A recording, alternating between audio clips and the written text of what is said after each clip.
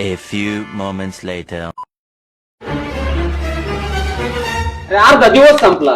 कुठं होत तुम्ही दोघं? काय सांगू तुम्हाला, माझ्या पिंकीची तब्येत लय खराब होती. खूप सिरियस मॅटर होता.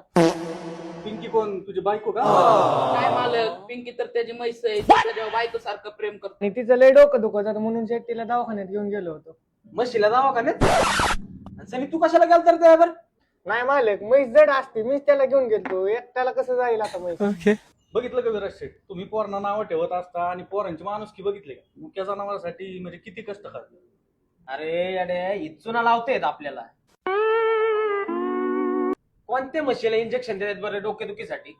काय तरी संबंध आहे का? तेच तर सांगतोय मालक तुम्हाला. डॉक्टरांनी सांगितलं की म्हशीला थोडं डिप्रेशन आलंय, त्यांना कुठंतरी फिरायला घेऊन जायला सांगितलंय.